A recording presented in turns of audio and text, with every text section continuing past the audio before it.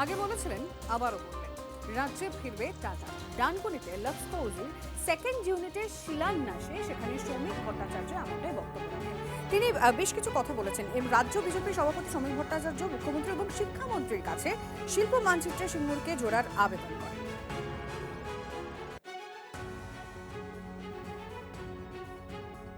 আগামী 1 বছরের মধ্যে 2 মাস অতিক্রান্ত, খালি আর 10 মাস পরে পশ্চিমবঙ্গের মানুষ বুঝতে পারবেন পশ্চিমবঙ্গের শিল্পের সমস্ত ছবি বদল করে দেবে এই সরকার। নিশ্চিত থাকুন, টাটাও আসবে, বাটাও আসবে, রিলায়েন্সও আসবে, আদানিও আসবে, ইসরায়েল থেকেও বিনিয়োগ হবে,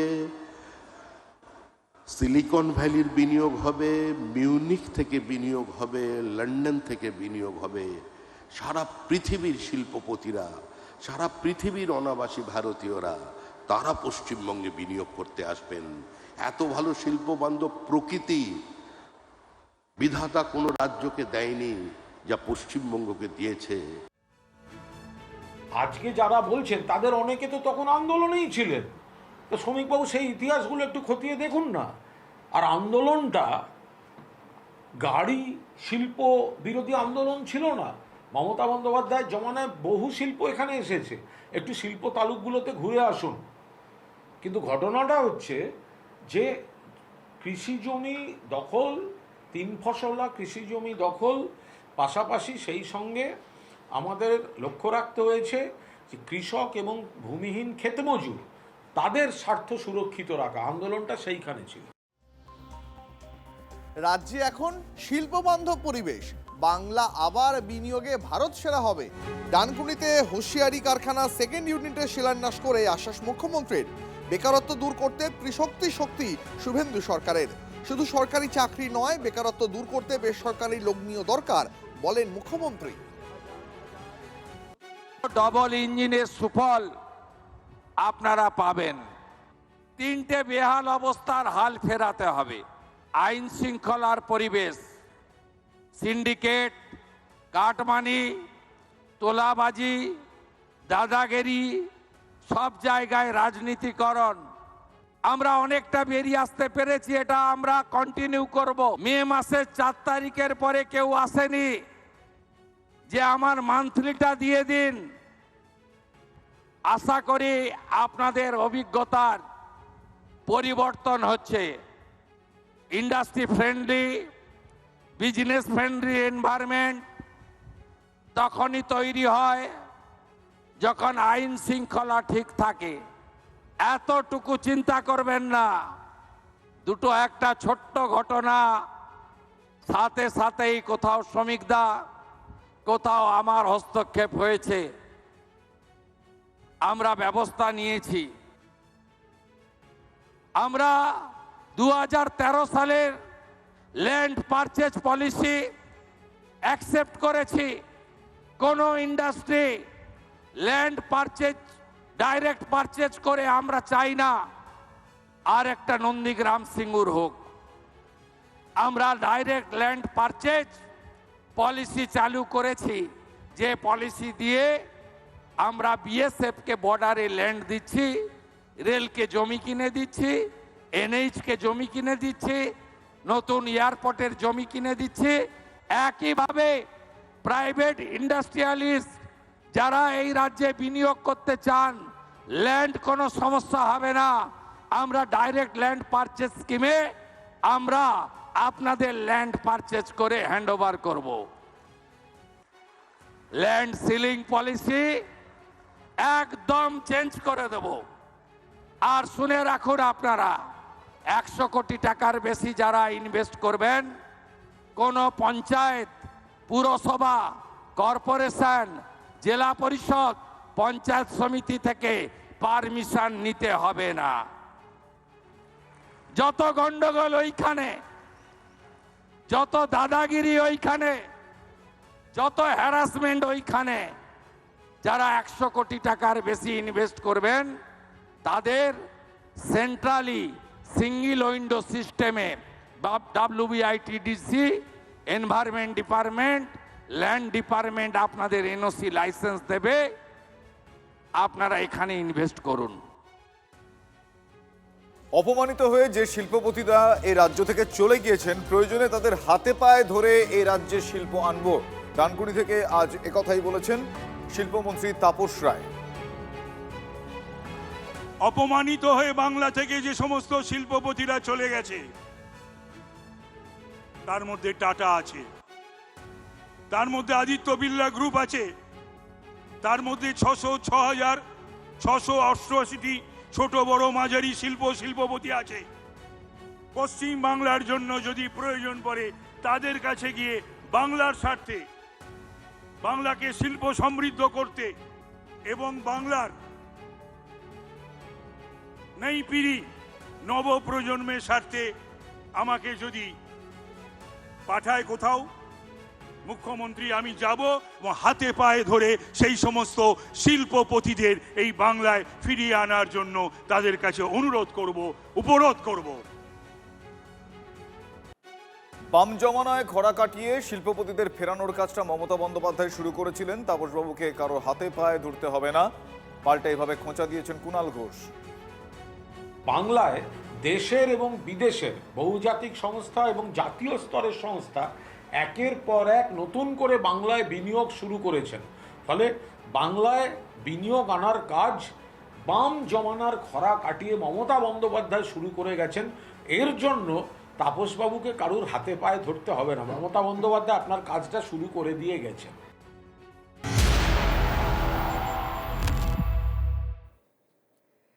তৃণমূল আমলে মানে স্কুলের কি অবস্থা, রাজ্যের স্কুলগুলোর কি অবস্থা, সেটার রিপোর্ট যেটা দেখলে চমকে উঠবেন আপনি। যদি 1 বছরের হিসাব ধরা যায় তাহলে প্রায় 1000 স্কুল গায়েব। চাঞ্চল্যকর। কিন্তু এখানে শেষ নয়, আরও আছে। আমি জানবো আমাদের প্রতিনিধির কাছ থেকে। সুমন মহাপাত্র আমাদের সঙ্গে রয়েছে। সুমন, আর কি কি রয়েছে?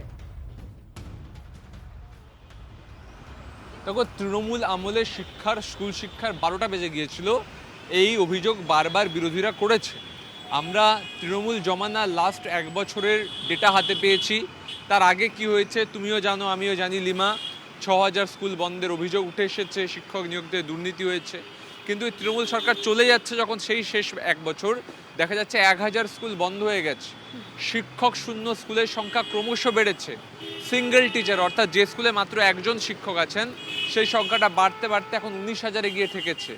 পরিকাঠামোগত ত্রুটি, ওই বিল্ডিংয়ের চাই ভেঙে পড়া, চুঁইয়ে চুঁইয়ে জল পড়া, এর কথা নাই বা বললাম। কিন্তু যে ছবি দেখা যাচ্ছে, 1000 স্কুল বন্ধ হয়ে গেছে, আর সিঙ্গেল টিচার স্কুল মানে একজন শিক্ষক আছেন, সেটা 19,000। ছাত্র শিক্ষক অনুপাত ক্রমেই খারাপ হয়েছে, অস্বাস্থ্যকর হয়েছে। এই জায়গায় শিক্ষাটা পড়ে থাকলো, স্কুল শিক্ষা। এখন নতুন সরকারকে এটা সামলাতে বেগ পেতে হচ্ছে। ইতিমধ্যেই তারা প্রাথমিকে যেসব স্কুলে অতিরিক্ত শিক্ষক আছেন তাদেরকে কম শিক্ষকযুক্ত স্কুলে পাঠানো শুরু করেছে। কিন্তু কতদিন এই সমস্যার সুরা হয় সেদিকে নজর রাখতে হবে। একেবারেই, তুমি সঙ্গে থাকো। স্কুল পড়ুয়া তারা ড্রপ আউট হয়েছে, তার কোনো পরিসংখ্যান দেয়নি ঠিক মতো করে, দেয়নি। কত হাজার স্কুল বন্ধ হয়ে গেছে, সঠিক পরিসংখ্যান সামনে উঠে আসেনি। কত স্কুলে কত শিক্ষক নেই, দিনের পর দিন শিক্ষক নিয়োগ বন্ধ রেখে সেগুলো সমস্ত চাপা দেওয়া হয়েছে। এবং শুধু তাই না, স্কুলের যে infrastructural development grant, composite grant, তা বন্ধ করে দিয়ে অন্য ধরনের যত শিক্ষা সংক্রান্ত যে স্টাইপেন্ড, স্কলারশিপ নানানভাবে ব্যক্তিগতভাবে দেওয়া শুরু হলো। এবং প্রতিষ্ঠানকে মেরে দিয়ে, মানে খাঁচা ভেঙে দিয়ে খাঁচার পাখিকে খাওয়ানোর চেষ্টা করা। বিগত সরকার বারবার বিভিন্ন পরিসংখ্যান মিথ্যা বলে বারবার দিয়ে গেছেন যে শিক্ষার খুব ভালো দশা, বিশ্বের দরবারে পৌঁছে গেছে, এই অ্যাওয়ার্ড পাচ্ছে, সেই অ্যাওয়ার্ড পাচ্ছে। কিন্তু ভেতরের পরিস্থিতি খুব ভয়ানক, যেখানে দাঁড়িয়ে মানে শিক্ষার্থী যারা, তাদের ঠিকঠাক মানে সেই ধরনের উচ্চ শিক্ষায় যেমন উন্নত হতে পারছেন না, তাদের পরিকাঠামো নেই। তাদেরকে শুধু ওই পরিসংখ্যানের বলে দেখিয়ে দেওয়া হচ্ছে যে পাস করেছে, তারপরে না চাকরি আছে, না শিক্ষক নিয়োগ আছে, না শিক্ষাকর্মী নিয়োগ আছে। আমি সুমনের সাথে আরো একবার কথা বলবো। সুমন, এই রিপোর্টই তো পরিষ্কার করে দিচ্ছে যে কেন পড়ুয়াদের বেসরকারি স্কুলের প্রতি ঝোঁকটা বাড়ছে, কিন্তু যাতে সরকারি স্কুলের প্রতি আবারও আস্থা ফেরে, এবার কি সেই ব্যবস্থাটা হবে? দেখো, শুরু হয়েছে, নতুন সরকার শুরু করেছে, নতুন দপ্তর, শিক্ষা দপ্তর, তারা ইতিমধ্যে বেশ কিছু পদক্ষেপ করেছে। তুমি জানো যে অতিরিক্ত শিক্ষকদেরকে শিক্ষক শূন্য জায়গায় বদলি করা হচ্ছে, আর একাধিক ফান্ডামেন্টাল ডিসিশন নেওয়া হয়েছে যাতে হাল ফেরে। তবে যেভাবে ঘেঁটে গেছে না বাংলা স্কুল শিক্ষা ব্যবস্থাটা, সেটাকে ঠিক করতে কিন্তু যথেষ্ট সময় লাগবে এবং সেদিকে চেষ্টা করছে এই নতুন সরকার। তবে কতটা কি পারবে সেটা কিন্তু সময় বলবে। পাশাপাশি আরেকটা কথা তোমাকে বলে দিই, উচ্চশ্রীর ফলে বদলি হয়েছে প্রচুর, তুমি জানো। সেক্ষেত্রে গ্রাম থেকে সব শিক্ষকরা শহরে চলে এসছেন। গ্রামের স্কুলগুলোর খাঁ অবস্থা, মানে একটা স্কুলে একজন ভূগোলের শিক্ষক, তিনি ইতিহাস পড়াচ্ছেন, তিনি আবার উদ্ভিদ বিজ্ঞানও পড়িয়ে দিচ্ছেন, তিনি আবার জীববিদ্যাও পড়িয়ে দিচ্ছেন। এই অবস্থা হচ্ছে বাংলা স্কুলগুলোর। ফলে কতদিনে এই সমস্যা মিটবে, কতদিনে বাংলার পড়ুয়ারা একটা সরকারি সুন্দর শিক্ষা ব্যবস্থা পাবে, সেটার দিকে তাকিয়ে থাকতে হবে আমাদের। একেবারে নজর থাকবে। ধন্যবাদ তোমায়। সরকারি স্কুলে যে ছেলেমেয়েরা পড়ে বড় হয়েছেন বাংলা মাধ্যম, তারাই তাদের ছেলেমেয়েদের আবার বেসরকারি ইংলিশ মিডিয়াম স্কুলে কেন নিয়ে যাচ্ছেন? এটা আজকের সমস্যা নয়, এটা দশক ঘুরে যাচ্ছে এই সমস্যায়।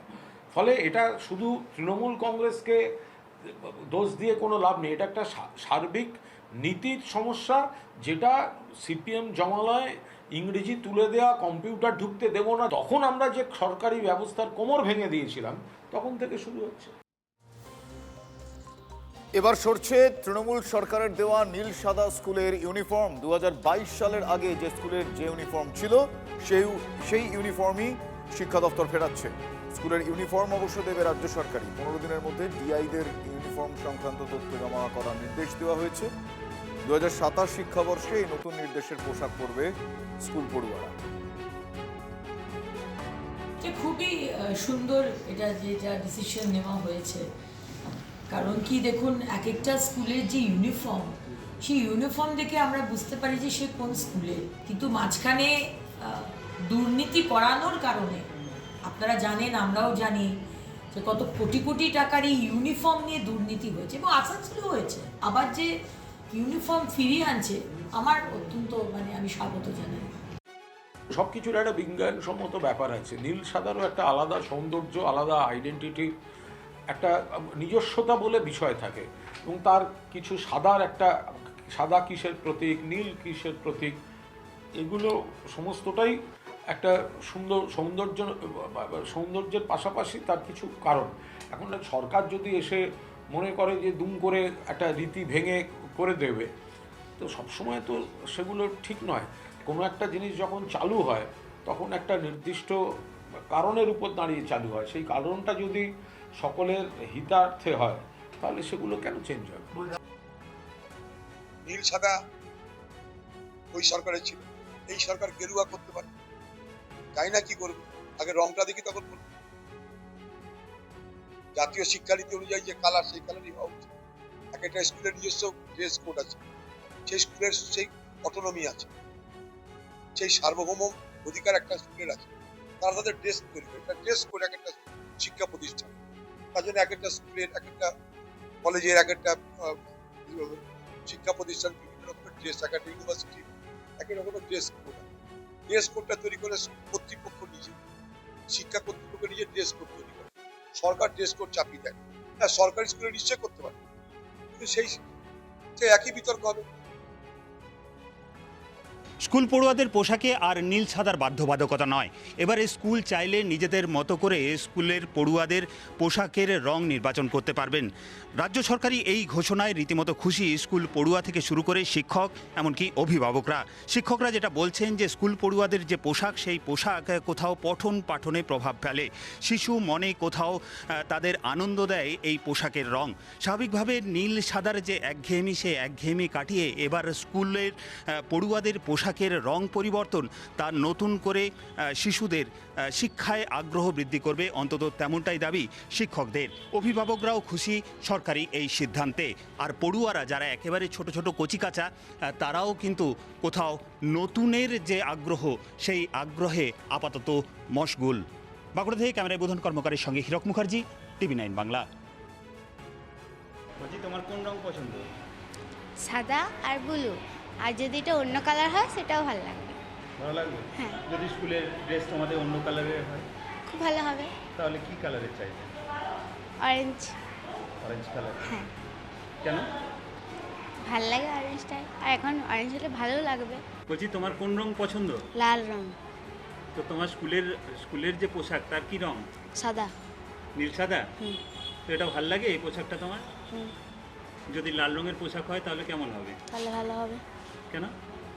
কারণ লাল রং আমার পছন্দ। পোশাকটা চেঞ্জ হলে বোঝা যাবে যে তারা বিদ্যালয় স্কুলের এই পোশাক। মানে সেটা কি ভালো হবে? হ্যাঁ ভালো হবে, সব স্কুলের তো ধরুন পোশাক আলাদা আলাদা। মানে সেটা হবে, পোশাক আলাদা আলাদা হবে। হ্যাঁ, মানে তাতে অসুবিধা নাই, চেনা যাবে যে স্কুলের এই বাচ্চারা। যে ইউনিভার্সাল স্কুল ড্রেস না করে স্কুলের সেই এলাকার তাদের পছন্দ মতো গার্জেনদের যদি একটা ইউনিক একটা স্কুলের ড্রেস হয়, তাহলে স্কুলটার প্রতি স্টুডেন্টদেরও যেমন ভালো লাগে, টিচারদেরও ভালো লাগে যেগুলো আমাদের স্টুডেন্ট। তো আমি মনে করি যে স্কুল ড্রেসটা ইউনিভার্সাল না হয়ে কালারটা যে যার স্কুলে স্বতন্ত্র হওয়া উচিত। আমরা সহজে চেনাটাও সুবিধা হবে, রাস্তাঘাটে দেখা হলে সহজে বুঝতে পারবো এটা আমাদের স্কুলের স্টুডেন্ট। এটা আমাদের পক্ষে খুব ভালো, বা পাড়াপড়শিও যারা যদি কোনো একটা ছেলে কোনো দিকে চলে যায় তাহলে আমরা খবর পেয়ে যাবো সহজে যে ওই ছেলেটা, আমাদের ছেলেটা আজকে অন্যদিকে গেছে। এটা আমাদের পক্ষে অনেকটা সুবিধা হবে, মানে আমাদের স্টুডেন্টদের প্রতি নজরদারি করা বা খবর পেতে, বা পাড়ার লোকরাও তো পাশাপাশি তো বহু লোকই তো নজরদারি করে স্কুলের উপরে, তাদের পক্ষে সুবিধা হবে যে ছেলেগুলো ঠিক টাইমে আসছে কিনা। বিগত দিনে পশ্চিমবঙ্গ সরকার স্কুলের পোশাক দেওয়ার যে সিদ্ধান্ত নিয়েছিলেন তাতে এই নীল সাদা পোশাক দেওয়া হতো, এই জামা এবং এই প্যান্ট। কিন্তু এই জামা এবং প্যান্টের সঙ্গে যে নীল প্যান্ট দিতেন তাতে স্কুলের যে আদি পোশাক ছিল, এই মহাত্মা গান্ধী মেমোরিয়াল হাই স্কুলের আদি পোশাক সাদা জামার সঙ্গে খাকি প্যান্ট, তা বিঘ্নিত হচ্ছিল। তার ফলে এক একজন স্কুল এক এক রকমভাবে সিদ্ধান্ত নিত। যাদের স্কুলে নীল সাদা ছিল তারা নীল সাদা ব্যবহার করছিল, কিন্তু যে সমস্ত স্কুলে নীল সাদা ছিল না, এই রকম খাকি পোশাক ছিল, তারা জামাটা নিতেন কিন্তু প্যান্টটা নিতেন না, অর্থাৎ প্যান্টটা তারা নিজেরা কিনে নিতেন। এর পাশাপাশি এই যে বুকে ব্যাচ লাগানো আছে, এই জামাগুলো মূলত আমরা যেটা জানতে পারছি এর সঙ্গে একটা বিশ্ব বাংলার লোগো আসতো, কিন্তু সেই লোগোটা স্কুলকে বলা হতো লাগিয়ে দিতে, কিন্তু স্কুল উল্টোটা করতো। এতদিন পর্যন্ত নিজেদের স্কুলের লোগোগুলো তারা লাগিয়ে দিতেন, তার পরিপ্রেক্ষিতে জামাটা স্টুডেন্টরা নিতেন কিন্তু প্যান্টটা নিতেন না।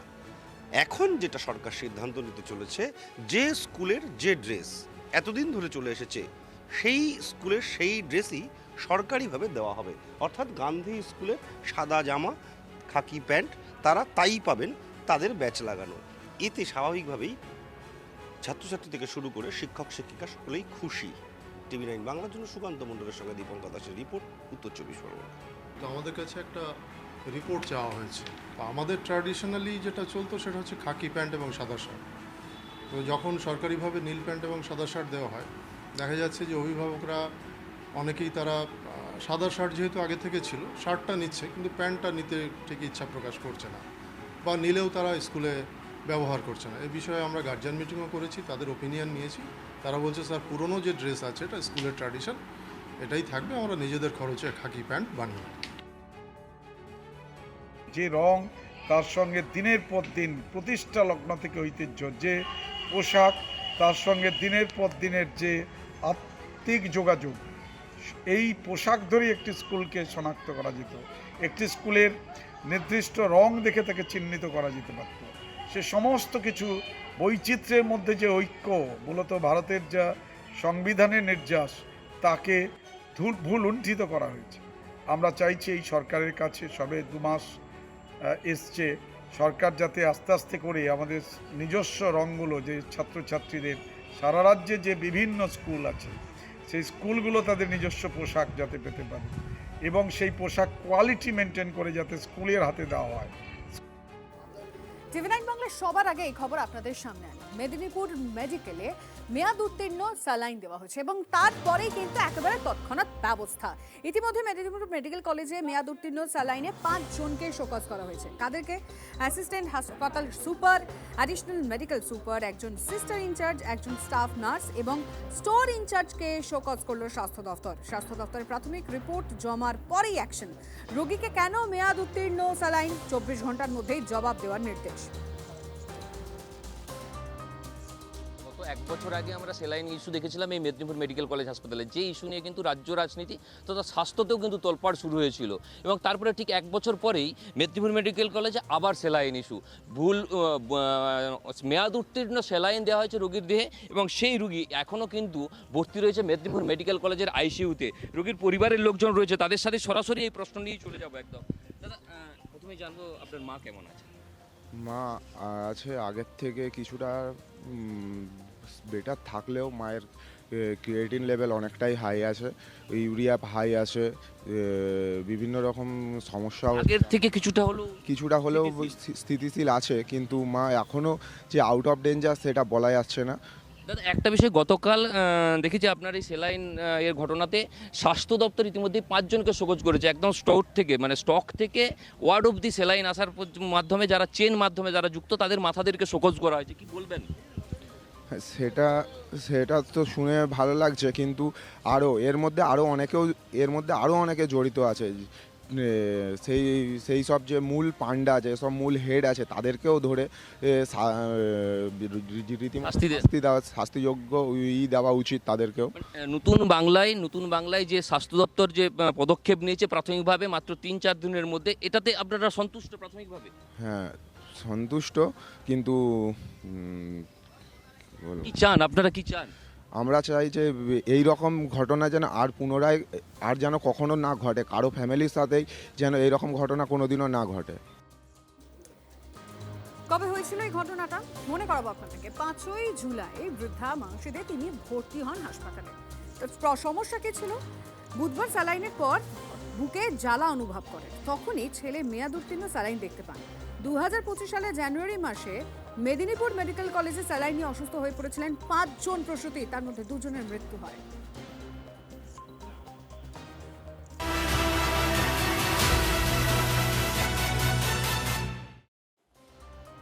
আর আমার সহকর্মী যেরকম বলছিল, আপনারা শুনছিলেন যে এর আগেও কিন্তু এই খবর আমরা দেখিয়েছিলাম, এবং TV9 বাংলার খবরের জোর। আজকে যখন স্বাস্থ্যমন্ত্রীর সঙ্গে আমরা কথা বলি লাইভে, আমাদের বুলেটিন চলাকালীন তিনি কিন্তু 3D দাওয়াইয়ের কথা বলেছেন। মেদিনীপুর মেডিকেলে স্যালাইন কাণ্ডের পর কড়া ডোজ দিয়েছে স্বাস্থ্য দপ্তর। স্বাস্থ্যের অসুখ সারাতে এবার 3D দাওয়াই স্বাস্থ্যমন্ত্রীর। মেয়াদ উত্তীর্ণ ওষুধ স্যালাইন দেখলে ডিটেক্ট, ডিলিট, ডিস্ট্রয় করা হবে। TV9 বাংলায় কড়া দাওয়াইয়ের কথা জানিয়েছেন স্বাস্থ্যমন্ত্রী শারদত্ত মুখোপাধ্যায়।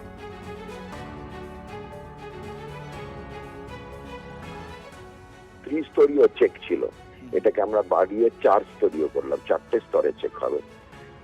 আর তার সঙ্গে সঙ্গে প্রত্যেক 7 দিনে প্রত্যেক ওয়ার্ডে সিস্টেম ইনচার্জের দায়িত্ব চিরুনি তল্লাশি চালিয়ে কোনো পুরনো স্টক পড়ে আছে কিনা, এবং সেটাকে ডিটেক্ট, ডিলিট, ডেস্ট্রয়। যে কোনো পুরনো ওষুধ ডিটেক্ট, ডিলিট, ডেস্ট্রয়। ডিটেক্ট করতে হবে কোথায় পড়ে আছে, ডিলিট মানে রেজিস্ট্রি থেকে সেটা সরিয়ে দিতে হবে, এন্ড ডেস্ট্রয় করে দিতে হবে ওষুধটাকে। এই এসওপি চেঞ্জ হয়ে গেছে লাগু। এই পুরো তৎপরতার সঙ্গে এই পুরোটা আমাদের 36 ঘন্টার মধ্যে সম্পন্ন। অন্যদিকে অভিন্ন দেওয়ানি বিধি বিল আনার আগে একটা কমিটি গঠন করেছে রাজ্য। অবসরপ্রাপ্ত বিচারপতি রঞ্জনা দেশাইয়ের নেতৃত্বে সেই কমিটি গঠন করা হয়েছে। ইউসিসি নিয়ে সরকার গঠিত কমিটিতে 9 জন সদস্য রয়েছেন। কমিটিতে তথাগত রায় রয়েছেন, দুষ্মত নারিয়ালা রয়েছেন, সংঘমিত্রা ঘোষ রয়েছেন।